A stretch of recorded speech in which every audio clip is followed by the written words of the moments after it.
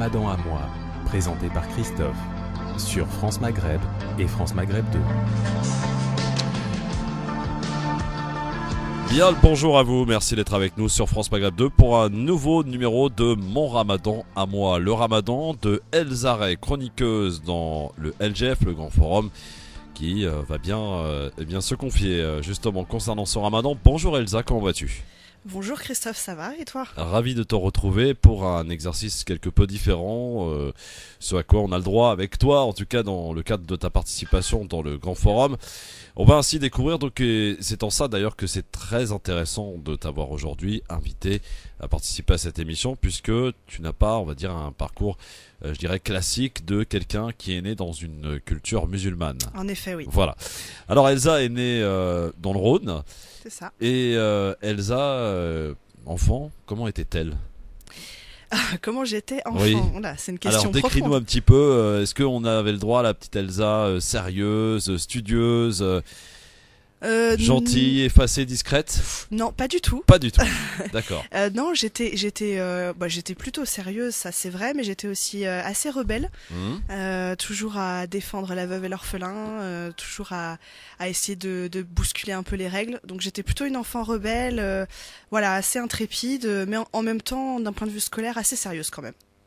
D'un point de vue religieux, est-ce que tu as baigné dans ce que je dirais de manière traditionnaliste, dans le catholicisme, le baptême, etc. Oula, non, pas du tout, absolument pas. Je viens d'une famille, alors de culture catholique, hein, Oui. comme beaucoup de Français, mais absolument athée. Mes parents ont quand même reçu une éducation vaguement religieuse. Ils ont fait le catéchisme, etc. Mais ils n'ont jamais été ni croyants ni pratiquants. Donc j'ai vraiment baigné plutôt dans une éducation très de gauche, très ouverte, très tolérante, mais absolument pas religieuse. D'accord. Donc une enfance, je veux dire, assez éloignée de la religion dans un premier temps. Oui, complètement. Une scolarité qui s'est plus ou moins bien passée. Oui, Bien passée. Oui, très bien passée. Ouais. On rappelle que tu as une grande sœur et un petit frère. Oui. Pour ceux que ça intéresse. Et vous allez comprendre que ça peut avoir aussi son intérêt plus tard. Donc, on en arrive évidemment à la rencontre avec l'islam. Ça s'est fait quand ? Et comment ?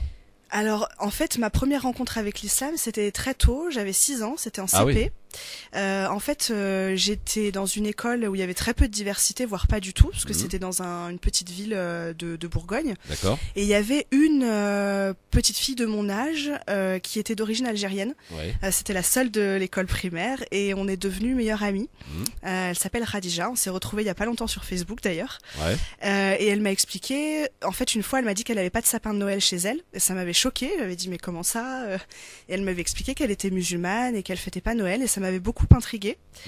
Et puis en fait tout au long de ma vie j'ai toujours été très attirée par l'islam, pour des raisons que j'explique pas forcément. En fait c'est un attrait naturel pour l'islam.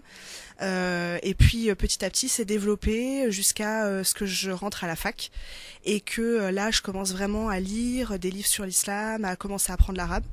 Mais finalement ma conversion elle est arrivée plus tard. D'accord. Alors tout au long de ton enfance, donc tu dis avoir un certain intérêt pour l'islam, ça se traduisait comment ? Est-ce que c'était dans le cadre de l'imitation, je sais pas, faire un petit jour de jeûne pour être solidaire avec les copines, ou aussi essayer de faire quelques gestes, des prières, etc. Comment ça se passait ? Non, alors pas de cette manière-là, c'était plutôt en fait, je dirais plutôt du coup de l'attrait pour la culture arabo-musulmane, on va D'accord. dire. C'était plutôt, en fait à chaque fois qu'il y avait une personne d'origine maghrébine ou d'origine africaine dans les écoles où j'allais, j'avais envie de leur poser plein de questions, de comprendre voilà leur culture, leur religion. Je lisais aussi pas mal de bouquins, j'étais très attirée par l'histoire du Maghreb. C'était plus, on va dire, un intérêt culturel, même si la question de l'islam était sous-jacente en fait. D'accord. Alors une scolarité, j'allais dire entre temps, donc qui était donc sérieuse. T'as été jusqu'où ? Au bac ? Oui, puis après j'étais à la fac jusqu'au master. D'accord. Fac de quoi ? Sciences politiques, journalisme. D'accord. Alors question, on retourne un petit peu dans justement cette période où tu te questionnais, tu t'interrogeais. Est-ce que tes parents étaient au courant ? Oui, oui, ils ont toujours su que j'avais un grand intérêt pour, voilà, encore une fois, pour la culture arabo-musulmane. Ils l'ont toujours su. D'ailleurs, ils m'achetaient souvent des bouquins liés à ces thèmes-là. Ah d'accord. Donc c'était, oui, c'était pas malvenu en l'occurrence. Non, non, non, pas du tout. Non, non, pas du tout. Après, je pense que mes parents se doutaient pas forcément que j'allais me convertir carrément un jour. Oui. Mais voilà, ils savaient, ils connaissaient bien mes centres d'intérêt et au contraire, ils m'ont toujours de toute façon encouragé, voilà, à m'intéresser à des tas de choses. Donc. Et parmi ta grande sœur et ton petit frère, est-ce que tu es la seule justement à t'être intéressée à cette culture arabo-musulmane? C'est assez intéressant. Je sais pas ce qu'on a dans cette famille parce que ma sœur, en l'occurrence, a vécu 2 ans et demi au Maroc. Ouais. Elle a été mariée à un Marocain et du coup, bah, je sais pas. Elle aussi, elle avait un certain intérêt, faut croire. Ouais. Je sais pas si c'est un hasard. Après, on sait jamais. Enfin, voilà, c'est la vie qui est comme ça. Mais mon petit frère, pas spécialement. Enfin, pas. Voilà, il a pas un intérêt spécial pour ces questions-là. En tous les cas, c'est vrai que voilà, ma sœur et moi, on a un peu ce point-là en commun. D'accord. Alors, l'adolescence, c'était quoi musicalement? Alors, l'adolescence musicalement, alors moi j'étais beaucoup dans le reggae. Ouais. J'étais très baba cool, j'ai eu une période très hippie quand j'étais ado. Et puis très, voilà, très rebelle, en mode faut changer la société, etc. Enfin bref. Donc j'écoutais beaucoup de reggae en fait, principalement du reggae. Bob Marley?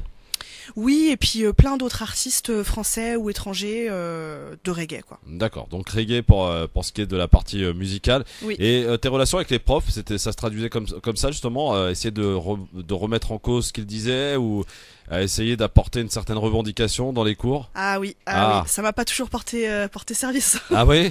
Non, ça c'est clair. Oui, non, j'étais assez rebelle. J'ai souvent été punie, voilà, pour m'être exprimée un peu trop fort. Donc, mais bon, ça se passait bien dans l'ensemble. Hein, c'était pas bien méchant, mais j'avais un caractère assez affirmé, quoi. Est-ce que t'es rebelle, tu l'as gardé un petit peu, non? Oui, je l'ai gardé, ouais. Je suis beaucoup plus posée, mais oui, bien sûr. je l'ai gardé beaucoup, ouais. Et ça t'a aidé justement à ton cheminement plus tard, ce côté rebelle ou pas du tout? Oui, je pense que ça a eu quand même un impact, notamment dans le fait que si j'avais aussi un intérêt pour l'islam, pour les musulmans de manière générale, c'est parce que j'étais aussi horrifiée de l'islamophobie en fait très tôt. J'ai eu conscience, en tout cas, du racisme qu'il y avait à l'encontre, notamment des Maghrébins, enfin des gens d'origine maghrébine, etc. Et du coup, je pense que ça a joué quand même dans mon cheminement. Alors, qu'en est-il de la petite fille de 6 ans donc qui rencontre cette copine, meilleure amie, Khadija, d'origine algérienne, à l'adolescence? Parce que 14, 15, 16 ans, c'est là qu'on se pose de vraies questions, qu'on a tendance un petit peu à tester les choses.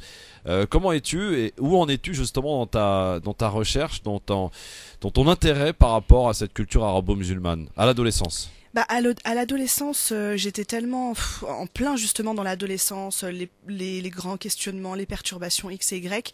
Je pensais un peu moins à ça en fait. Ouais. J'étais plus centrée sur moi. Vous savez, les adolescents, ils sont quand même hyper centrés sur eux en fait, hyper égocentriques. C'est une période où voilà, on pense un peu qu'à soi, on est un peu perturbé par des tas de choses. Par contre, je me souviens qu'au collège et au lycée, on me surnommait Fatima. Bon, ouais, alors je trouve qu'avec le recul maintenant, je me dis que c'était un peu moyen quand même. Ouais. Mais parce qu'en fait, je faisais toujours du henné dans mes cheveux. Et on me disait toujours que je ressemblais à une maghrébine et donc parfois on me surnommait Fatima. Voilà. Est-ce que finalement c'était pas voulu tout ça à l'époque? Peut-être, je sais pas. Honnêtement. Recherche d'une identité? Peut-être. Ouais, ou peut-être tout simplement dépasser la mienne aussi. Ouais. Parce que encore une fois, après c'est vraiment chacun est différent, mais c'est vrai que j'ai été élevée dans un tout petit village, dans une région de France où voilà il y a très peu de diversité encore une fois, et moi j'avais vraiment envie d'autres choses en fait, d'autres horizons, d'autres rencontres, d'autres cultures. Donc c'était peut-être ça aussi. Enfin, j'avais envie un peu de dépasser mon cadre en fait. Ouais. Alors c'est en ça que c'est très particulier et intéressant à découvrir, parce que on explique beaucoup les conversions, on va dire en grande partie par une rencontre avec le sexe opposé et un projet de mariage, et donc pour diverses raisons, voilà, la personne se convertit et comme ça il n'y a pas de souci. J'allais dire, s'il y a dès lors une certaine croyance, donc peu importe finalement, que de rejoindre celle qui a été révélée la dernière, c'est-à-dire l'islam. Donc c'est un cheminement, j'allais dire, assez classique. Mais toi, c'est pas du tout ça, non. Elsa, si en tout cas tu me contredis si je me trompe. Non, mais non. voilà, donc ce questionnement qui dure, tu nous le dis, donc assez longtemps, Ouais. durant cette enfance, cette recherche, cette envie de lire aussi, et comme tu le disais aussi, c'est en ça aussi que c'est encore plus important, c'est que tu n'étais pas du tout prédestiné à ça, Non. dans le sens où tu viens d'un village où il n'y a pas grand monde, pas beaucoup d'arabes, pas beaucoup de personnes issues de la diversité. Non. Donc comment t'expliques avec le recul aujourd'hui, maintenant, avec cette femme que tu es devenue, que justement cette envie d'autre chose par rapport à ce qui t'était, j'allais dire de manière assez classique, réservé, voilà, des bonnes coutumes françaises, etc. Donc comment t'expliques ce que t'es devenu aujourd'hui? Bah honnêtement, il y a une grande partie, je ne l'explique pas. Moi, voilà, enfin, en tant que musulmane, évidemment que le destin, c'est quelque chose de, voilà, qu'on ne maîtrise pas forcément. En tout cas, il y a une grande partie qu'on ne maîtrise pas du tout même. Il y a vraiment une part de ça que je n'explique pas. Je pense que j'étais prédestinée à ça et que c'était vraiment quelque chose que j'avais dans les tripes en fait et qui me guidait dans mon cheminement. Après, il y a aussi une partie de moi, encore une fois, où comme j'ai toujours été quelqu'un, voilà, qui aime dépasser, comme je te disais, en fait, les cadres dans lesquels j'ai été éduquée, dans lesquels j'ai été élevée. J'avais soif de rencontres, d'action, en fait, d'engagement dans tous les sens du terme. Et je pense que c'est aussi pour ça, enfin, c'est aussi ce qui m'a menée à ce cheminement-là. Après, beaucoup plus tard, c'est devenu un cheminement beaucoup plus spirituel. Oui, on y reviendra tout à l'heure. Mais est-ce que ta grande sœur a été aussi, t'a aidé? Je veux dire, pas envie de l'imiter, mais peut-être envie d'essayer de comprendre ce qu'elle était ou ce qu'elle était devenue, non? Bah, pas forcément, parce que on a eu, enfin, je dirais alors déjà avec ma grande sœur, on a presque 5 ans d'écart. Donc en fait, on n'a pas forcément cheminé sur les mêmes choses au même moment. Après, on est aussi très proches, donc il y a forcément des choses qui se jouent entre nous. Enfin. Est-ce que vous l'êtes toujours aujourd'hui? Oui, toujours. Oui, très très proches. Et du coup, enfin, peut-être aussi que parce qu'on est toujours influencé par son grand frère ou sa grande sœur. C'est pour ça que je te pose la question. Non, c'est clair. Peut-être effectivement que peut-être que ses choix personnels ou ce qu'elle faisait en fait m'inspirait, peut-être quelque part d'ailleurs. C'est vrai que je me suis jamais posé la question comme ça, mais c'est tout à fait possible. Et les parents dans tout ça, ils regardaient un petit peu tout ça de quel œil? Bah, jusqu'à ce que je me convertisse concrètement à l'islam, ils ont regardé ça avec un œil tout à fait bienveillant. Enfin, comme je te dis, ils m'ont toujours encouragé de toute façon à m'ouvrir à d'autres cultures. Vraiment, ça c'est quelque chose. Mes parents, surtout ma mère, a beaucoup m'encouragé à aller vers les autres. Elle me disait toujours, bah nous on a une vie privilégiée, tout le monde vit pas comme ça. Puis on a une certaine culture, tout le monde n'a pas une culture comme ça. Enfin, vraiment, j'ai été vraiment encouragée au contraire à la curiosité, à l'ouverture vers l'autre.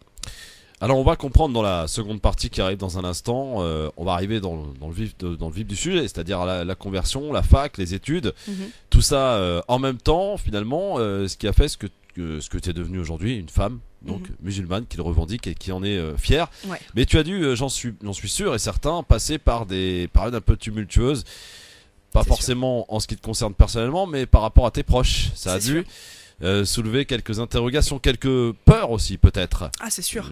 Peut-être légitimes d'ailleurs. On va le découvrir dans un instant pour la suite de cette belle rencontre que nous offre Elsa Ray aujourd'hui, notre invitée dans son Ramadan à elle. Mon Ramadan à moi, présenté par Christophe sur France Maghreb et France Maghreb 2. Suite de cette rencontre juste après la pause sur France Maghreb 2. Bienvenue à vous.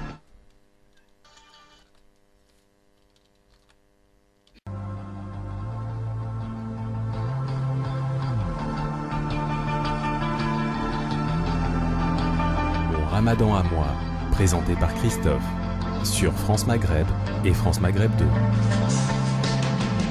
Et c'est la suite de votre émission, l'émission d'Elsa Ray, mon Ramadan à moi, le Ramadan de Elsa Ray que nous découvrons. Donc pour faire un petit résumé, Elsa est née en Rhône-Alpes, puis après est venue s'installer en Bourgogne, où elle a grandi, et dès l'âge de 6 ans a rencontré donc cette fille une Algérienne, Khadija, avec qui elle est devenue donc sa meilleure amie, et a commencé un certain intérêt, des questionnements autour de la culture arabo-musulmane tout au long de son enfance. Elsa était une fille assez rebelle, revendicatrice, ce qui lui a d'ailleurs posé quelques soucis à l'école.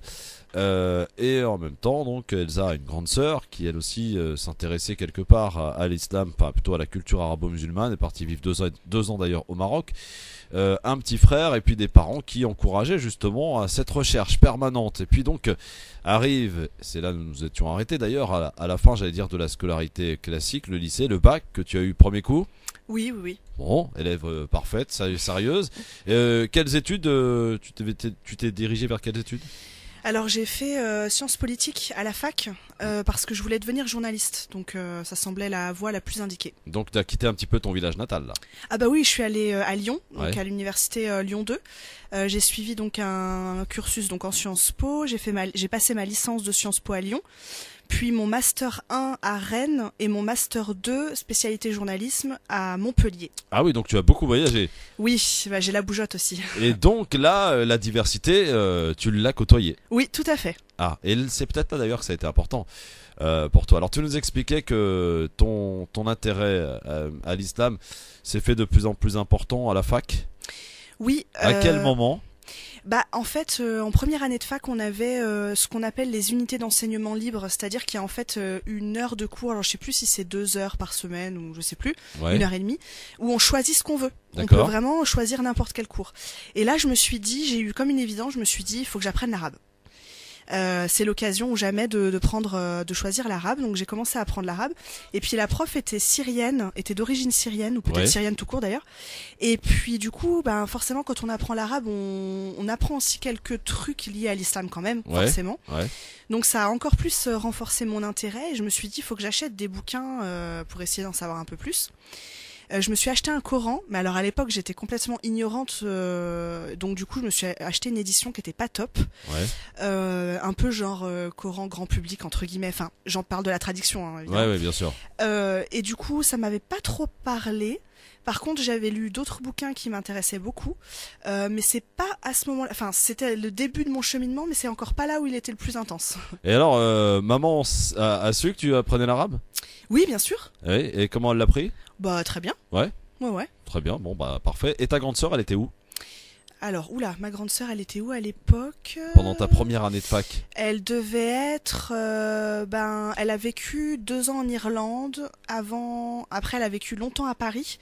Je saurais pas te redire, là, faudrait que je refasse les. Le Maroc, c'était pas encore d'actualité. Non, non, non, c'était D'accord. plus tard. C'était plus tard. D'accord. Et elle, pour son cursus, c'est-à-dire, elle était toujours dans un certain questionnement ou... Non, ma sœur, c'est pas trop un questionnement spirituel, c'est plutôt un intérêt aussi pour d'autres cultures. Je dirais plutôt dans ce sens-là. D'accord, ok. Alors donc le première année de fac à Lyon, puis après donc tu pars à Rennes, à Montpellier. Justement, est-ce que t'en parles à des amis de de ces lectures qui t'intéressent, de fait de t'intéresser et d'apprendre la langue arabe? Alors j'en parle, oui, c'est vrai que la plupart de mes amis savent bien que j'ai cet intérêt-là. Après, l'aspect spirituel, j'en parle pas trop, et d'ailleurs pendant très très longtemps, même après ma conversion, c'était un sujet que je n'aimais pas aborder, je considérais comme très intime. Mais par contre, Intime ou peut-être peur d'affronter certains jugements? ah non, alors pas du tout, non, ça c'est pas trop mon genre. Ouais. Non, c'est plutôt que vraiment, je considérais que l'aspect spirituel en tout cas, c'était très intime, et j'avais pas trop envie d'en parler. Alors maintenant, c'est différent, hein. Ouais, bien sûr. Mais La preuve, tu es là. La preuve, je suis là, voilà.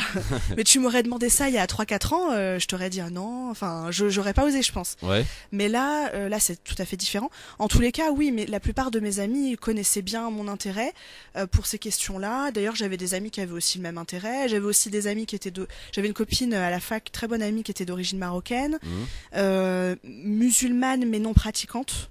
Voilà, j'avais, enfin, des amis de toutes horizons, toutes origines. Voilà, mais c'est pas forcément eux enfin, même si on est toujours influencé par son entourage quand même un peu, et on puise aussi, enfin, c'est ça qui est riche en fait, d'avoir un entourage multiculturel, c'est hyper riche, mais ça explique pas non plus forcément pourquoi je me suis convertie par la suite. Alors le déclic, c'est comment? À quel moment? Alors justement, enfin c'est marrant parce que dans les histoires de conversion, les gens nous demandent toujours quel a été le déclic. Alors moi, j'ai pas eu spécialement un déclic. En fait, quand j'ai terminé mes études, donc en 2009, j'ai eu mon master 2, et donc j'ai terminé mes études. Je me suis dit, je vais partir 1 an aux États-Unis. C'était un rêve que j'avais depuis longtemps. Et comme j'avais terminé mes études et que je savais pas trop, j'étais un peu en crise existentielle à ce moment-là. Je savais pas trop ce que j'allais faire de ma vie. Le journalisme, j'étais plus trop sûre que ce soit mon truc. Donc je suis partie 1 an aux États-Unis, et comme tu le sais, aux États-Unis, ils sont quand même beaucoup plus connectés à la religion qu'en France. Oui, ça c'est clair. En plus de ça, la religion est quand même beaucoup plus présente dans leur vie. Enfin voilà, il y a beaucoup plus de place pour la spiritualité. Où aux États-Unis? J'étais dans le Connecticut, c'est l'État juste à côté de l'État de New York. D'accord. J'étais vraiment à 2 heures en voiture de New York. Donc c'était vraiment une des meilleures années de ma vie, et du coup je me suis vachement reconnectée à la spiritualité pendant cette année-là. En plus, quand on part loin, seul... C'était quoi le projet? J'étais fille au père. D'accord. Donc je gardais des jumeaux, un garçon et une fille adorables, dans une famille géniale, avec qui je suis toujours en contact d'ailleurs. Et du coup... Toujours pas converti, hein? Non, toujours pas converti. Toujours pas. Je me suis converti en 2013. Donc là, c'était c'est tout récent. Ah oui, c'était récent, ouais. Donc là, c'était entre 2009 et 2010. Et donc du coup, pendant cette année-là, j'ai beaucoup cogité. Je me suis posé beaucoup de questions sur ce que je voulais faire de ma vie, sur le sens que je donnais à la vie de manière générale. Et je me suis dit, bon, non, le journalisme, c'est pas fait pour moi. Il faut que j'aille dans quelque chose de beaucoup plus engagé, de beaucoup plus militant. Ce qui te correspond finalement. Ce qui me correspond totalement. En tout cas, sur l'engagement. Le militantisme, peut-être moins, mais sur l'engagement, oui, c'est sûr. Et du coup, quand je suis... Donc vraiment, cette année-là, elle a été déterminante. Et quand je suis rentrée en France à l'automne 2010, j'ai décidé de m'installer à Paris. J'étais déjà allée plein de fois à Paris, mais j'y avais jamais vécu. Je me suis installée à Paris et j'ai fait le pari de construire une toute nouvelle vie. J'ai décidé de m'engager en fait dans l'associatif. C'était aussi un rêve que j'avais depuis longtemps. Je l'avais jamais fait. J'ai commencé à m'investir à partir de 2011 dans beaucoup d'associations collectives de terrain, de lutte contre le racisme, pour les droits civiques, etc. Et là, pour le coup, à ce moment-là, j'ai commencé à être entourée de, je dirais, 90%, si ce n'est 95% de musulmans. Donc là, ça a commencé, ça m'a... C'est en ça d'ailleurs que je disais tout à l'heure, c'est pour ça que je te demandais un petit peu ton entourage, parce que c'est lié quand même. C'est lié dans le sens où, en fait, j'avais déjà cet intérêt très très fort, j'avais cette idée dans ma tête, et le fait d'être entourée par des gens qui étaient musulmans, et certains, même la plupart, pratiquants, et puis pratiquants, enfin quand je dis pratiquants, en tout cas avec une manière de parler de l'islam qui apportait beaucoup de sérénité, de valeur morale. Enfin voilà, il y avait des choses qui me donnaient encore plus envie en fait de m'y intéresser. Mais par contre ça, tout le monde savait que j'avais, on va dire, un potentiel, tout le monde me disait ouais, un jour ou l'autre tu vas te convertir, mais personne ne s'en est mêlé en fait. Oui, c'était vraiment... t'as pas forcé, on t'a pas dit oui, il faut faire ci, ça. Comment... Alors surtout pas. Et en plus de ça, si quelqu'un commençait à me dire, je disais non mais laisse-moi tranquille en fait. Je préfère apprendre de mon côté. Je voulais pas en fait demander à droite à gauche. Enfin, j'avais envie d'apprendre de manière plutôt, plus scolaire entre guillemets. J'avais envie d'apprendre par moi-même déjà, et j'avais envie de lire beaucoup de livres, de réfléchir. Enfin, j'avais besoin que ce soit entre moi et Dieu en fait. Et le premier Coran que tu as acheté, est-ce que tu t'en as racheté un autre justement après? Oui, alors j'en ai racheté un autre, puis on m'en a offert un. Celui que j'ai toujours et que je lis tous les jours, et qui est l'édition Tawhid, qui est une édition, moi c'est celle que je préfère, et là en fait quand j'ai relu le Coran quelques temps après avoir lu énormément de livres sur la religion, là j'ai commencé vraiment à sentir que je connectais en fait avec le contenu. Alors c'est en ça que c'est intéressant, parce que finalement, même s'il y a un entourage, comme tu le disais dans le dernier temps avant ta conversion, à 90% musulman, mais c'est une véritable démarche personnelle qui t'a conduit à ce que tu es devenu aujourd'hui. Complètement. Aucune influence, donc c'est vraiment un cheminement tout à fait personnel. Ce qui a fait, alors 2013 tu disais, conversion à l'islam, t'es où, Oui. tu fais quoi, comment ça se passe, pourquoi maintenant? Alors en fait, ça s'est fait petit à petit. En fait, alors on peut peut-être dire que j'ai eu plus ou moins un déclic. Ouais. En fait, c'est parti d'un truc assez étonnant. À l'été 2012, j'ai décidé d'arrêter de fumer. J'étais fumeuse. Alors Ah, j'étais. Elsa fumait. Eh oui, je fumais. Ouais. Alors j'étais une petite, enfin entre guillemets, je fumais pas beaucoup, mais je fumais quand même. Mhm. Et justement, comme j'étais dans un entourage où la majorité des gens ne fumaient pas, du coup, Mhm. ça commençait aussi je me disais bon bah, je fume de moins en moins, donc autant arrêter. Et en fait, à l'été 2012, d'un coup d'un seul, je me suis fait une réflexion. Je me suis dit non mais attends, si tu veux te convertir à l'islam, tu peux quand même pas le faire en étant fumeuse. Et donc là, du jour au lendemain, C'est marrant ça. ouais, je sais pas pourquoi, c'est m'est Ouais. venu comme ça. Et du coup, du jour au lendemain, j'ai arrêté de fumer. Donc, je me souviens, c'était en août 2012. Et puis petit à petit, j'ai commencé à modifier mes habitudes de vie. J'ai arrêté de manger, donc j'ai arrêté de fumer, j'ai arrêté de manger du porc. J'ai commencé à changer des petites choses en fait dans mes comportements. Alors ça peut paraître bizarre de commencer par ça, mais bon, c'est comme ça, c'est mon cheminement. Et puis début 2013, j'ai commencé à apprendre comment prier. Je me suis dit, en fait, j'avais un peu dans l'idée, si je me convertis, il faut que je puisse être capable de prier Alors, correctement. on s'arrête 2 secondes parce que c'est important. Quand tu commences à arrêter de fumer, bon ça je suppose que l'entourage a dû saluer, hein, c'est une bonne Oui, chose. oui, bien sûr. Mais alors le fait que tu commences à arrêter de manger du porc, par exemple dans la famille, quand t'as été chez maman, je suppose qu'on mangeait un peu de porc à la maison, Oui. et que tu leur as dit non, ça y est, moi je mange plus de porc. Ben là, c'est vrai que mes parents ont fait un peu une drôle de tête. En plus, alors non seulement ils ont fait une drôle de tête, mais en plus c'était difficile pour moi d'expliquer parce que à ce moment-là, j'étais pas officiellement convertie. C'est-à-dire Oui. que j'avais pas fait ma shahada, j'avais pas commencé à prier. Donc pour moi, j'étais en process, mais j'étais pas tout à fait, 100% musulmane en fait. Ouais.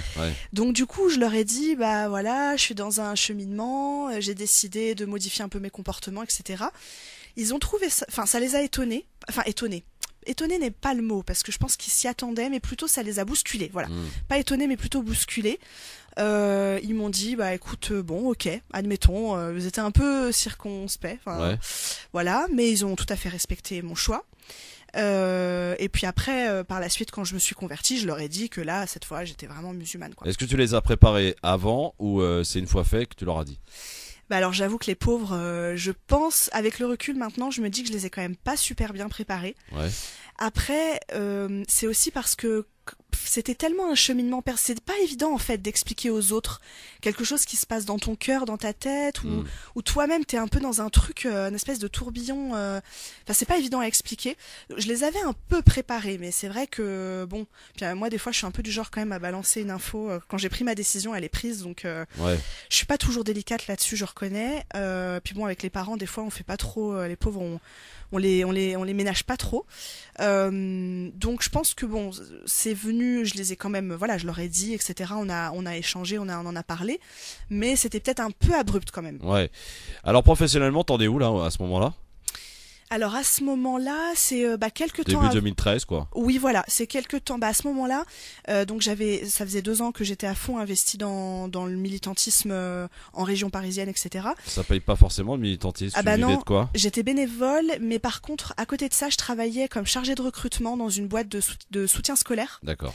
Et puis par contre, en 2013, je cherchais activement un emploi parce que j'avais quitté mon emploi dans les ressources humaines et je voulais absolument un job engagé, qui soit compatible avec mes engagements. Ouais. Et en fait, quelques temps après est arrivé le CCIF en fait. J'ai été recrutée en mars 2013 par le CCIF, donc le collectif contre l'islamophobie en France. Comme porte-parole. Ah non, pas comme porte-parole. Le porte-parole, c'est venu beaucoup plus tard. D'accord. J'ai été recrutée comme chargée de projet. D'accord. Parce qu'en fait, j'ai travaillé sur un projet pan-européen de lutte contre l'islamophobie à l'échelle européenne.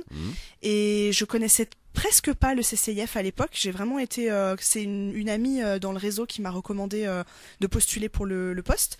Et puis voilà, du coup, j'ai été retenue. Alors quand tu rentres au CCIF, t'es toujours pas converti? Si, je suis convertie à ce moment-là. D'accord, ça c'est depuis quelques temps avant. Alors c'est très récent, hein. Je me souviens, alors en plus bon, je me souviens plus exactement non plus des dates, mais bizarrement je me souviens exactement de la date à laquelle j'ai mis le voile, mais pas du tout à laquelle je me suis convertie. D'accord. Mais je sais que c'était quelques temps avant, j'avais fait la shahada, j'avais commencé à prier. Oui. Tant bien que mal, hein, parce que bon, au début on est un peu, c'est un peu folklore. Comment tu te sens quand tu fais tes premières prières? Bah, je me sens plus comme quelqu'un qui apprend.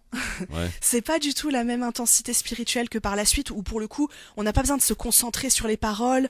Enfin, on peut se concentrer totalement sur l'aspect spirituel et pas sur l'aspect technique. Donc Donc- t'arrives à tenir le rythme dans un premier temps? Alors non, les premiers temps où je priais, c'était vraiment pas du tout, enfin rien à voir avec maintenant. Je pense que je priais pas toutes les prières. Je m'en souviens pas très bien, mais en tout cas, je me souviens que j'étais pas assidue dans les prières. C'était vraiment du tâtonnement au début, hein, vraiment. Le jour où tu t'es converti, comment ça s'est passé? Pourquoi ce jour-là? Est-ce que tu t'es fait aider de quelqu'un? Non, pas du tout. En fait, je l'ai fait chez moi, toute seule. En fait, c'était vraiment pas du tout cérémonial. Enfin, Ouais. c'était comme j'avais appris par cœur, donc bah, la shahada et puis la fatiha. Mhm. Bah en fait, j'ai fait la shahada et après j'ai prié. Et donc là, tu t'es dit, ça y est, je suis Voilà. musulmane. Ouais, c'est ça. Mais je pense que c'était tellement évident pour moi et je pense que je me sentais déjà musulmane dans l'âme que ça m'a pas non plus fait un changement fou. Et est-ce que depuis ta conversion à l'islam, est-ce qu'il n'y a pas eu un jour où tu t'es dit, ouais, peut-être que j'ai été un peu dans l'excès, peut-être que je me suis trompé, peut-être que c'était pas ma voie. Est-ce que t'as pas eu de regrets? Alors, je n'ai absolument jamais eu de regrets parce que l'islam pour moi c'est la plus belle chose que je pouvais avoir dans ma vie. Par contre, et comme en plus c'est un peu le thème de cette émission, je pense, Oui. mon premier Ramadan c'était en 2013, donc très peu de temps après ma conversion finalement, et il a été extrêmement dur. Et la première semaine c'était tellement dur qu'à un moment donné je me suis dit mais c'est pas possible. Enfin, je dois avoir enfin je sais pas, peut-être que je me suis trompée de voie. Là vraiment j'ai commencé à douter, mais ça a duré une demi-journée et c'est passé quoi. C'est passé. Alors, le moment où tu dis à ta mère, ça y est, je suis musulmane, je me suis converti, enfin à tes parents, le premier retour, j'allais dire, en Bourgogne, en tant que musulmane, comment ça s'est passé? Bah mes parents du coup s'y attendaient un peu avec cette histoire justement que je mangeais plus de porc, que je fumais plus, etc. Ouais. Donc je leur avais dit déjà que j'étais dans un process, donc ils étaient pas spécialement étonnés. On en a un petit peu discuté, ils m'ont dit bah voilà, après si t'es bien comme ça, ça te regarde, enfin je veux dire c'est ton truc et y a pas de souci quoi. Et alors, bon, ça, les parents, ça se passe bien finalement. T'as des parents très ouverts. Ouais. Pour ce qui est de ton frère, ton petit frère, ta grande sœur. Oui pareil, ça s'est plutôt bien passé dans l'ensemble. Franchement c'est pas l'entrée en islam qui a été la plus difficile, c'est le port du voile. Bah oui, forcément, parce que là, ça se voit. Ouais. Alors justement, premier Ramadan, très intéressant. On est en 2013. Mais Mhm. alors, juste m'arrête un instant parce que 2013, on est en pleine période justement où on voit à la télé Daesh et compagnie. Donc c'est vrai que dans certains villages et peut-être de manière un peu innocente, on peut se dire finalement les musulmans, oui, ça peut être des barbares, etc. Est-ce que tes parents n'ont pas eu cette inquiétude que tu tombes dans l'extrême radical? Non, enfin si, ils l'ont eu cette inquiétude, mais pas tout de suite. Mhm. Ils l'ont eu plus tard, quand ils ont vu à quel point la religion prenait de la place dans ma vie. Parce que en plus, pour des gens qui ne sont pas du tout dans la religion, ça peut perturber. Et puis après, il y a eu le port du voile, il y a eu aussi mon engagement extrêmement intense dans le CCIF, Mhm. et du coup que mes parents liaient un peu à l'islam, un peu à tort, mais en tout cas ils le liaient un peu à ça, ce que je comprends aussi, hein. Enfin les parents c'est normal, ils s'inquiètent aussi et voilà, mais ils ont eu un peu peur de ça, alors pas non plus que, enfin, mais je pense qu'ils ont eu cette inquiétude là, ils l'ont eu mais ils l'ont Et formulé. ils t'en ont parlé. Oui, ils m'en ont parlé, ouais. Oui, tu as su les rassurer. Oui, bien sûr. Alors premier Ramadan, donc tu dis ça a été très très dur. Oh, On ouais. était quoi en 2013? Je me souviens, on était en plein été là. Ah, c'était en plein été. Donc là, les Ramadans les plus Oh. rudes, c'était pour toi là. Ah bah évidemment. T'as pas connu les Ramadans où on fait la rupture du jeûne à 16h50 l'hiver? Non, pas du tout, j'ai encore pas connu ça. Bon, ça viendra. Ah oui, ça viendra, Inch'Allah. Ben, non, franchement, mon premier Ramadan, j'avoue que j'en ai un souvenir. Franchement, je t'avoue, Christophe, quand j'y repense, je le vois comme un combat. Mais vraiment, ouais. un combat physique et un combat psychologique. Parce qu'en fait, j'avais jamais jeûné de ma vie entière. Jamais. Et comme en fait, j'ai été un peu, entre guillemets, trompée par l'attitude des gens autour de moi, j'étais vraiment entourée que de musulmans, entre guillemets, de naissance. Oui. Et en fait, tout le monde disait, ah, trop bien, le Ramadan arrive, machallah, c'est une trop belle période, etc. Donc moi, je m'étais dit, ah bah, tout le monde est super content, donc ça doit être génial, quoi, comme période. Et en fait, donc j'ai commencé le premier jour à jeûner en mode tranquille, pensant que ça allait être, que tout allait bien se passer. Et en fait, ça a été, enfin, la première semaine, j'étais limite malade, quoi. Ouais. Vraiment, j'avais. T'étais seule? Oui, j'étais seule. Oui. Ouais. Je vivais seule. Alors après, j'étais invitée, enfin non pas que les gens me laissaient tomber, hein. J'étais quand même bien entourée. Invité le soir quand même. Oui, j'étais souvent Ouais. invitée et tout, mais en fait, c'est vrai qu'avec le recul, je me dis, j'aurais aimé qu'on m'informe plus en fait des difficultés physiques du jeune Ouais. et qu'on me donne plus de D'ailleurs, tu tuyaux. faisais un petit peu des erreurs dans le sens où tu te levais pas le matin pour manger. Mais je non faisais plein d'erreurs du Ouais. genre, effectivement, alors soit je me levais pas, soit je me levais mais je buvais pas assez, je mangeais les mauvaises choses. Hmm. Le soir, j'avais tendance à peu manger, pas assez boire parce que j'étais crevée. Enfin, vraiment, mon corps était pas du tout habitué et j'avais pas les bons réflexes. D'accord. Et- Et ouais. ça a duré tout le ramadan comme ça? Non, alors la première semaine, ça a été extrêmement dur. Ouais. Les 10 premiers jours, c'était dur. Après, les deux dernières semaines, ou les 10 derniers jours plutôt, les 10 derniers jours, ça allait bien mieux. J'avais réussi à choper un rythme, voilà, ça allait quand même beaucoup mieux. Et au final, je suis ressortie du ramadan, alhamdoulilah, beaucoup plus forte. Alors, est-ce que t'as été en Bourgogne pendant le ramadan ou pas du tout?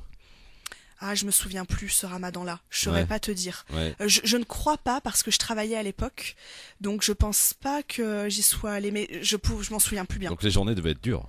Ouais, c'était dur. Ouais. Franchement, Alors le ramadan passe, donc premier ramadan, alhamdoulilah, donc satisfaction, ouais. le cheminement qui continue finalement. Mhm. Le port du voile, il intervient quand? Et Alors, pourquoi? Alors, c'était le 12 mars 2014. Ah oui, Ouais, non, mais je te dis, j'ai bien retenu cette date. et pourquoi? Alors, en fait, le port du voile, je suis passée par une première étape qui était de me dire non mais c'est impossible, je le mettrai jamais, ça m'arrivera jamais. Je le voyais comme quelque chose de tout à fait improbable. Ouais. Et puis petit à petit, à l'image de l'islam en fait dans ma vie, ça a commencé à cheminer, l'idée a commencé à prendre de plus en plus de place dans ma tête. En fait, vraiment, ça a été un cheminement, voilà, un long cheminement qui a presque duré 1 an finalement. Donc j'ai beaucoup réfléchi, ça venait de plus en plus, en fait, ça s'est petit à petit imposé comme une évidence dans ma tête. Et dans mon cœur d'ailleurs, ou peut-être d'abord dans mon cœur et ensuite dans ma tête. Même si au départ, je te dis, c'était pas du tout, enfin, j'imaginais pas que je puisse un jour prendre cette décision. Et puis ça prenait de la place, j'arrêtais pas d'y penser. Tous les jours, je me disais, quand je vais porter le voile. Donc je savais que ça allait arriver, mais en même temps, je me mettais pas du tout la pression. Enfin, je me disais, je le porterai le jour où je le porterai, quoi. Et en fait, en mars, j'étais en déplacement à Londres pour mon boulot au CCIF, donc pour aller voir des partenaires à Londres. Et en fait, je suis allée à la mosquée. J'avais une amie à moi qui travaillait avec moi sur le projet comme bénévole, qui était à Londres à ce moment-là. Et donc, elle m'avait accueillie chez elle et on était allé prier à la grande mosquée de Londres. C'est la East London Mosque, qui est une des plus grandes d'Europe. Et en fait, la première fois qu'on y est allé prier, je suis rentrée. En fait, c'est une mosquée, c'est un grand immeuble où il y a des salles de prière. C'est-à-dire que quand on rentre dans l'immeuble, on n'est pas directement dans la mosquée. Ouais. Et donc du coup, j'avais demandé à ma copine si c'était ok, si je rentrais non voilée, que je me voilais après pour aller prier. Elle m'avait dit bah oui, pas de souci. Il y a plein de sœurs qui rentrent sans le hijab, etc. Donc on y était allé prier, etc. Et puis avant de rentrer dans la mosquée à proprement parler, donc dans la salle de prière, il y a une sœur en fait qui est venue nous voir et qui nous a dit en anglais, en gros, elle s'est adressée à moi, elle m'a dit écoute, tu es dans une mosquée, tu devrais te couvrir la tête. Alors bon, c'était pas méchant, hein, mais c'était un peu, elle exagérait un peu parce qu'il y avait pas que moi non plus qui était là. Ouais. Peut-être qu'elle s'est dit, elle est pas musulmane, qu'est-ce qu'elle fait là, enfin j'en sais rien. Et donc elle nous dit ça et tout, je dis bon ok, bon passons. Donc on prie, etc. On repart et le lendemain on y retourne. Et je dis à ma copine, écoute cette fois on m'aura pas sur ce coup-là, donc je mets le foulard avant de rentrer. Donc elle m'a aidé à le mettre dans une petite ruelle à l'arrache à côté de la mosquée. Ouais. On est rentré, on a prié, on est ressorti, on est allé boire un thé dans un petit café à côté. Puis au bout de 2 heures, elle me dit mais t'es au courant que t'as toujours le foulard sur la tête? Et en fait, je l'ai regardé, je lui ai dit ouais, mais en fait, j'ai pas envie de l'enlever. Je crois que je vais pas l'enlever. Et je l'ai plus jamais enlevé. Waouh. Alors, comment t'expliques ça à ta mère après? Alors là, j'avoue que ça a été chaud. Ouais. Parce que, alors en plus de ça, après cette décision, j'ai eu une période que j'appelle d'euphorie spirituelle, mais vraiment, je pense que, enfin, on en a tous potentiellement dans notre vie, c'est des périodes comme ça.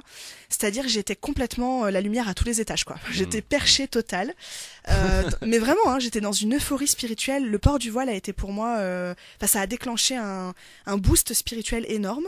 Donc j'étais complètement sur mon petit nuage, complètement, enfin bref.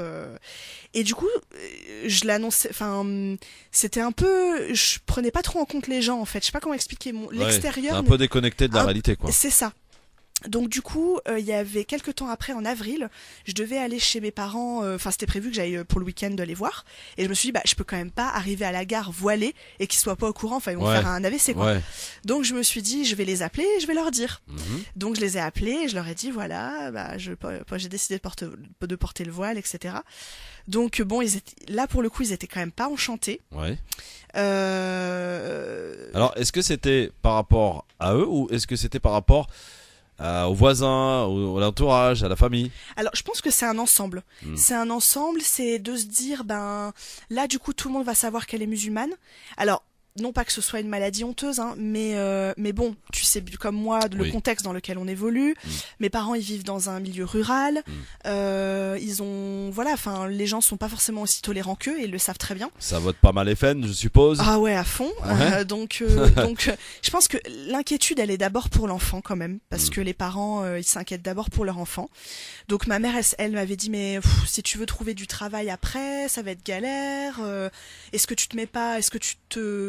tu te tires pas une balle dans le pied entre guillemets, enfin et puis en plus le contexte est quand même pas super adéquat, propice, est-ce que ça va pas te poser des problèmes, etc. Donc ça c'était un peu l'inquiétude. Aussi le fait que ma mère elle me disait je comprends pas ce besoin de revendiquer sa religion. Ma mère elle avait du mal avec ça, enfin même mon père aussi d'ailleurs, et comme beaucoup de gens, hein. Le fait que ce soit visible en fait, qu'en gros ce soit bah regardez je suis musulmane, enfin il le voit un peu comme ça en fait. Donc voilà, bon, on a beaucoup discuté. Tu te souviens de la première rencontre avec tes parents, avec ton voile? Oui, vaguement, oui. Bah oui, au début c'est vrai que tu vois dans le regard de l'autre que ça lui fait bizarre en fait. Et je peux comprendre, c'est vrai que pour moi ça a été une telle évidence que du coup ben bon, je m'inquiétais pas trop de ce que ça allait faire sur les autres, mais c'est vrai que bon, je comprends que ce soit un peu. Et là tu ressens un petit peu depuis que tu portes le voile le regard des gens? Ouais. Bah en fait c'est ça qui est assez, enfin c'est très intéressant finalement, c'est une expérience sociale que je trouve très intéressante de voir en fait le regard que les gens portent sur toi dès lors que tu portes un voile, d'autant que moi j'ai un patronyme a priori français, enfin et du coup ça m'est arrivé par exemple quand j'étais au CCIF, les journalistes qui m'avaient jamais vu et qui m'entendaient au téléphone, qui savaient mon nom, plusieurs fois quand ils sont venus au bureau me rencontrer ou que j'allais en interview, en fait, je voyais dans leurs yeux le premier regard qu'ils posaient sur moi, ils étaient étonnés en fait. Et je le voyais cet étonnement. Dans leur tête, ils se disaient ah ouais, ah d'accord, je m'y attendais pas en fait que ce soit une femme voilée. Donc oui, bien sûr, le regard des autres, on le sent. Après, les proches, l'entourage, ils finissent par s'y habituer en fait. Et du coup. La grande sœur, est-ce qu'elle était, elle s'est posé des questions ou alors dû la valider tout de suite? Non, c'est pareil, ma sœur, je pense que ça l'a pas enchantée.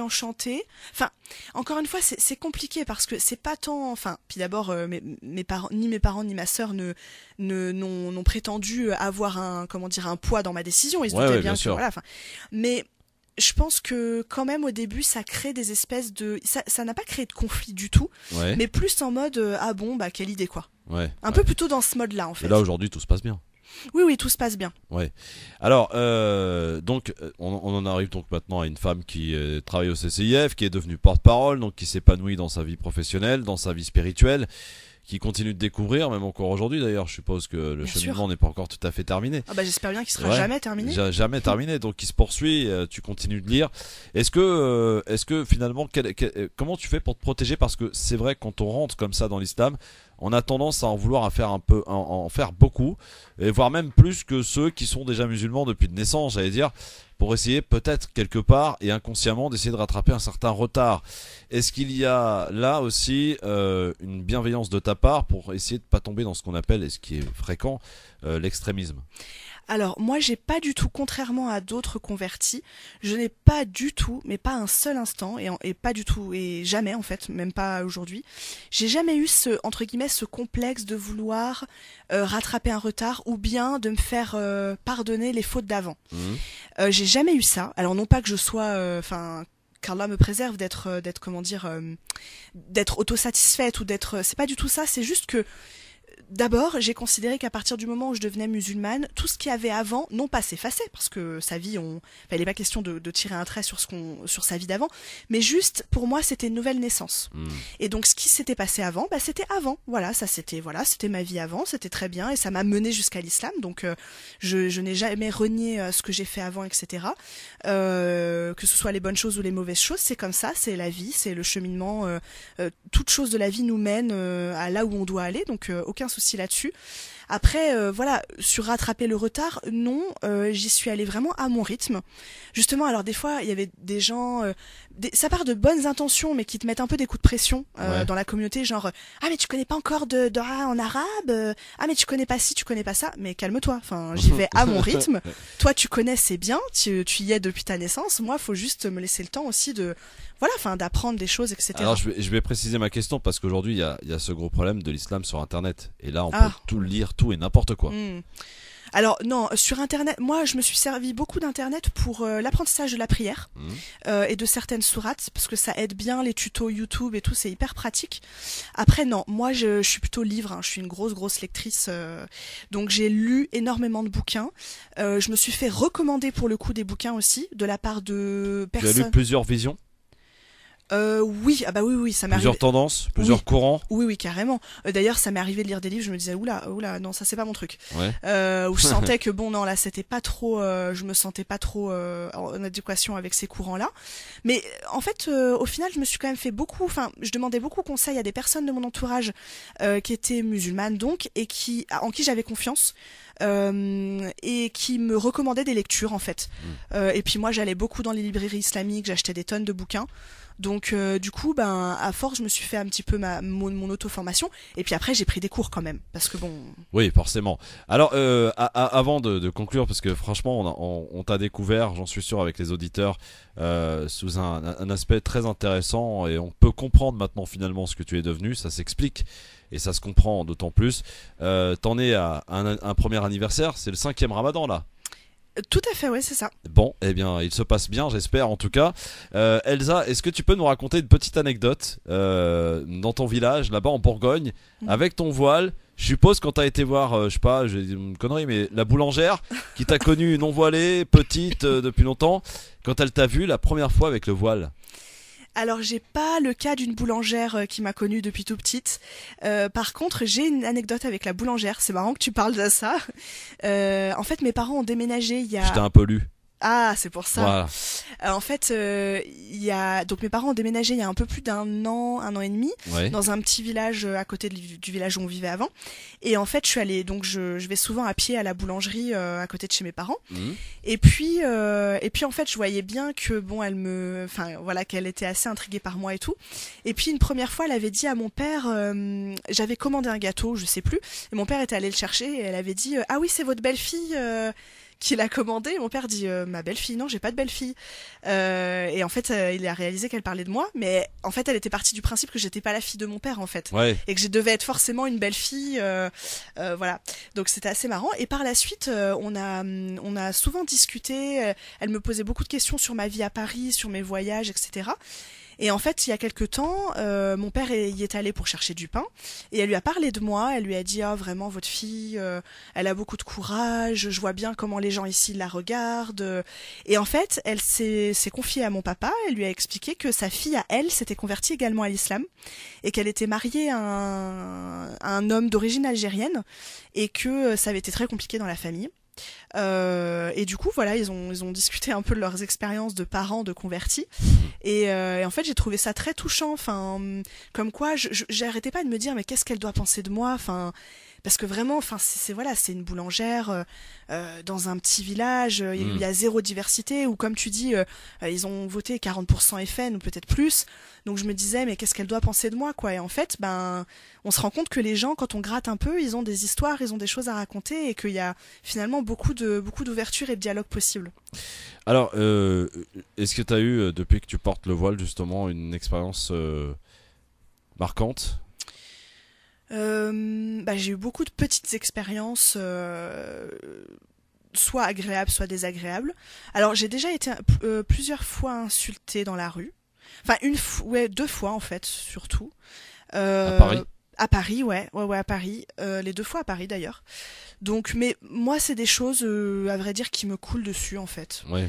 Ça m'atteint pas. Et puis en plus de ça, enfin, pour avoir bossé corps et âme contre l'islamophobie pendant des années, j'avoue que au bout d'un moment, on s'endurcit aussi. Enfin, voilà, on voit pas les choses de la même manière.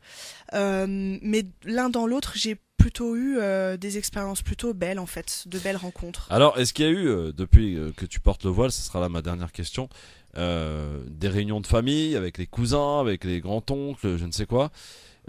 Comment ça se passe au sein même de la famille? Est-ce que tes parents en l'occurrence, n'ont pas eu une certaine pression, certaine interrogation, que ce soit au niveau de la famille, mais aussi au niveau du village dans lequel ils habitent, tout simplement? Alors, tu sais, Christophe, les Français, sans vouloir généraliser, parce que bon, je les connais bien quand même, leur particularité, c'est qu'ils disent pas les choses. Comment dire, mes parents, je pense pas qu'on leur ait fait des réflexions là-dessus, parce que les gens n'osent pas dire les choses et préfèrent parler derrière le dos que dire les choses. Franchement, c'est triste à dire, mais c'est vrai. Franchement, ça c'est un trait vraiment de la personnalité des Français. Ils ont tendance à pas oser dire les choses en face et à plutôt se lâcher derrière. Je crois pas que mes parents aient eu quelconque réflexion. Par contre, moi, de mon côté, au niveau de la famille en tout cas, j'ai beaucoup discuté en fait avec mes oncles et tantes, avec mes cousins, cousines, pour que pour que ce soit, qu'il y ait pas justement des non-dits, des non-dits ou des tensions, ou voilà, qu'il y ait de la distance qui s'installe. J'ai toujours beaucoup discuté et du coup ça s'est dans l'ensemble plutôt bien passé. Bien écoute Elsa, on t'a ainsi découvert aujourd'hui. Juste en un mot quand même, parce que c'est important, la Palestine te tient à cœur. Tu y as passé quelques mois d'ailleurs. Ouais. La Palestine, c'est vraiment, c'est plus que ça me tient à cœur. C'est une partie de mon cœur, je pense. J'y ai vécu 3 mois. Enfin, j'y suis allée 2 fois en 2016, dont un voyage de 3 mois. Donc de toute façon, la Palestine, comme je dis, c'est une partie de mon cœur. Donc quand j'y suis pas, ça me manque cruellement. Et voilà, je pense que ça restera toute ma vie un combat. Hormis le fait, et j'en suis d'ailleurs le premier avis, que tu viennes dans l'émission Le Grand Forum, participer en tant que chroniqueuse, c'est quoi ta vie aujourd'hui ? Aujourd'hui, je suis en train d'écrire un livre sur mes voyages en Palestine, justement. Un livre qui aura aussi pour but de permettre de donner en fait des outils aux gens pour qu'ils puissent partir en Palestine. Parce qu'il y a beaucoup de gens qui rêvent d'y aller mais qui pensent que c'est pas possible ou qui savent pas comment s'y prendre. Eh bien, moi je vais rompre avec toutes ces idées reçues, justement, j'espère. Donc ça, c'est une grosse partie de ma vie. Puis j'ai créé une association aussi et j'essaye de développer des activités professionnelles parce qu'il faut bien gagner sa vie quand même. Forcément. Voilà, donc c'est un peu mon enjeu du moment. Je creuse des pistes professionnelles. Très bien, et bien en tout cas on te souhaite bonne chance. Cette émission qui Merci. se conclut, et j'avertis personne d'ailleurs, par un petit questionnaire, comme un espèce de choix à faire. C'est très rapide, tu vas voir, c'est très sympa.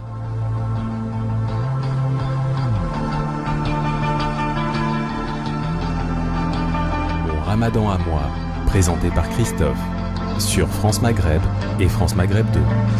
Alors 3 questions ma chère Elsa. D'accord. Première question, est-ce que pour la rupture du jeûne tu es plutôt shorba ou halila? Shorba. Ah, et est-ce que tu la cuisines cette shorba? Oui, tout à fait. Ah très bien, faudra qu'on goûte un jour. J'ai appris. Est-ce que, alors un choix à faire entre El Quds ou Médine? Ah oui je sais, c'est dur. C'est dur. Oui. Je suis jamais allée à Médine. Donc on va dire Médine, Inch'Allah. Est-ce que tu es favorable plus à un état laïque ou un état religieux? En France, un état laïque. Non, en général. Est-ce que pour toi, aujourd'hui, est-ce que la laïcité c'est plutôt plus bénéfique, ou alors d'aller dans un état religieux, comme il en existe quelques-uns avec ses paradoxes d'ailleurs? C'est compliqué comme question. Je pense qu'un État laïque, ça permet à tout le monde de vivre, si la laïcité est bien appliquée, ça permet à tout le monde de vivre libre. Après, vivre dans un État religieux, oui, s'il suit vraiment les règles, si c'est un État islamique par exemple. Ouais. Parce que bon, ce qu'on connaît aujourd'hui, j'ai envie de te dire, ça fait pas rêver quoi. Ouais, c'est clair. Et alors, une petite dernière question justement, est-ce que t'es pour ce qui est de la rupture du jeûne, c'est quoi, c'est shorba la soupe, ça se passe comment au niveau alimentaire? Alors moi, je voue une passion pour les briques pendant le Ramadan. Ouais. Donc c'est plutôt Les briques comment? Comment ça? Bah les briques, je sais pas, en La triangle. viande hachée. Oui, bah de toutes sortes en fait. Ouais. Je peux mettre plein de trucs dedans, viande hachée, fromage, Donc Elsa thon. cuisine bien. Ouais, j'aime bien cuisiner, ouais. Ah ouais. Je Bon. sais pas si je cuisine bien, mais j'aime bien cuisiner. En tout cas, tu es satisfaite de ta cuisine. Bah en tout cas, moi oui. C'est déjà une C'est première déjà bonne ça. chose, ouais. Et est-ce que le matin tu te lèves pour manger? Bien Avant? sûr, bien sûr. Ouais. Et- Bah, de toute façon, maintenant, je ne loupe jamais une prière, encore moins celle du matin. Et généralement, pendant le Ramadan, en fait, je ne dors pas jusqu'au Fajr. En fait, je dors après le Fajr. Ah d'accord, ok. J'en connais quelques-uns qui sont comme ça. Merci beaucoup Elsa. Merci. Franchement, j'ai passé un agréable moment et j'espère que les auditeurs aussi. J'espère aussi. Avec ce parcours d'une femme pas comme les autres, celui de Elsa Ray. Merci beaucoup, à très vite. Merci. On te retrouvera bientôt dans le grand forum, bien entendu. Merci Inch'Allah. beaucoup, à bientôt Elsa. À bientôt. Et ça Tolak pour ce soir. Merci, toi aussi. Le Ramadan à moi, présenté par Christophe sur France Maghreb et France Maghreb 2.